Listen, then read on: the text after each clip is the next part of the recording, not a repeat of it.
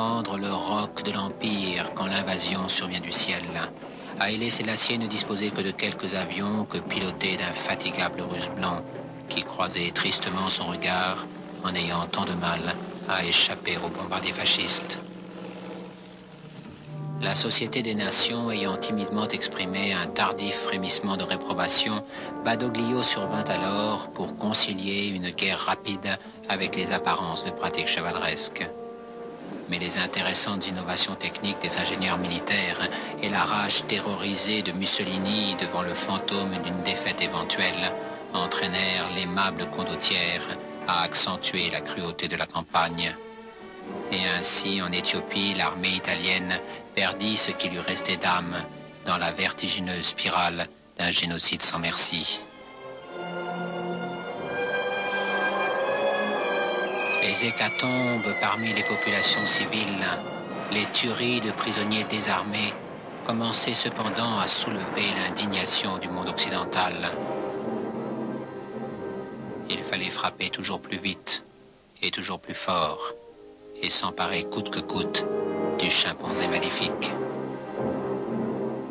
Or, Haïlé Sélassié demeurait omniprésent et insaisissable. Suivi de ses enfants, toujours nets et impeccables, bien qu'il couchât à la dure et dans les miasmes de la saison des pluies, informé en permanence par ses messagers aux pieds nus, il n'hésitait pas à combattre l'ennemi depuis les avant-postes. Mais enfin, le rouleau compresseur sanglant de Badoglio ne cessait de resserrer son étreinte, et il comprenait que le premier acte de la guerre s'acheverait bientôt sur une bataille perdue. Ménène lui fit alors savoir que les Italiens étaient aux portes d'Addis Abeba. La capitale, infiltrée par leurs agents, offrait le spectacle d'un effroyable chaos où les vautours de toutes les guerres accumulaient les viols et les pillages. Était-ce donc cela le terme de 20 années de pouvoir où il avait écouté et rapproché les hommes pour que renaisse le plus vieil empire du monde? Il eut soudain le désir de s'abandonner à la défaite. Mais Ménène avait fait préparer des voitures. Elle l'entraîna vers l'exil et la revanche. Après avoir fidèlement admiré les lois de l'Occident, aurait-il encore le courage de se réclamer d'elles et de confronter sa détresse et l'abandon du monde entier à ce qu'elles impliquaient encore pour lui de justice? Dans le train de Djibouti, il retrouva ses forces. Ainsi, l'entrée de Badoglio dans Addis Abeba prit les allures d'un triomphe funèbre. Le Duce avait rêvé d'un Négus enchaîné, vacillant derrière les vainqueurs, et l'on avait même tenté de retrouver les Djiassou. Mais Haïlé Sélassié voguait vers Jérusalem avec le secret de l'oubliette où venait de mourir le prétendant. Enfin, pour le peuple de Rome, la guerre était finie. Le Duce put confondre comme à son habitude le soulagement et le succès. Une foule aux ordres n'était-elle pas venue abolir pour lui le dernier obstacle qui le séparait de la folie?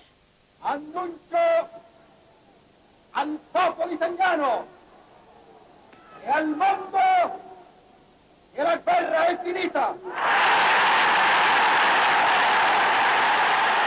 È italiana.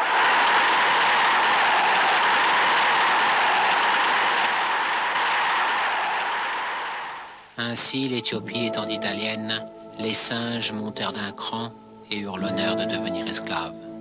Le maréchal Graziani, précédé de la flatteuse réputation d'avoir été le boucher des révoltes libyennes, présidait à l'organisation de cette promotion, avec le titre de vice-roi et le projet de répandre la terreur, car pour qui l'exerce, cela peut être utile quand ça ne fait pas tout simplement plaisir.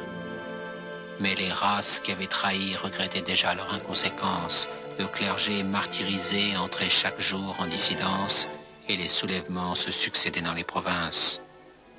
Désormais, sur le visage du reître, chacun de ses otages voyait peu à peu s'accuser le masque de la peur. Haïlé Sélassié n'était pas assuré de l'accueil que lui réserverait l'Angleterre. Downing Street avait insisté pour qu'il s'abstînt de toute agitation. Une partie de la presse soutenait ouvertement Mussolini, et puis le commandant de bord n'avait-il pas refusé d'embarquer ses deux lions préférés? La chaleur du peuple britannique, venu en masse pour lui rendre honneur, effaça ses doutes et ses chagrins. Ainsi, les citoyens ordinaires avaient compris son combat bien mieux que les ministres et les diplomates. Et tandis qu'il s'en allait plaider sa cause à la Société des Nations, en lisant sur tant de visages anonymes la promesse de la résurrection certaine de son empire, il retrouvait cette vieille confiance dans le règne de la loi et de la morale qui lui avait fait tellement aimer l'Occident, malgré ses déceptions.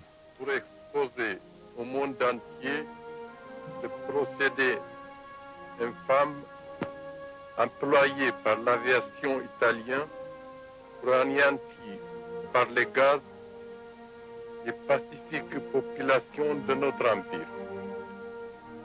Le monde jugera notre agresseur.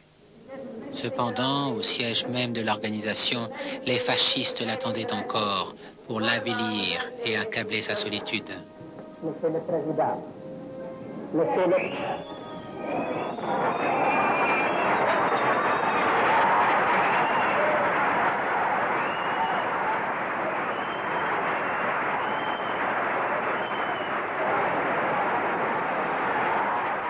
C'est peut-être aussi à cet instant qu'il incarna l'image même de la conscience du monde.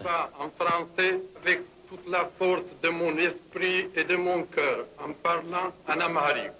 ጦርነቱ እንደተጀመረ በ1935 ዓመተ ምህረት መጨረሻ የኢጣሊያን የአውሮፕላኖች በጦር ሰራዊቴ ላይ የጋዝ ላክሬሞጂን ያለበት ቦምብ ጣሉባቸው። Et que l'écho de sa voix en amharique vint rejoindre le dénuement de tous les abandonnés de l'histoire. Prenez garde à cet être démuni que les méchants injurient en l'appelant macaque et qui s'avance parmi vous avec la grâce fragile de celui qui vient vous dire quelque chose d'important sans vouloir vous déranger ni vous faire de peine, car il est ce roi des rois qui détient la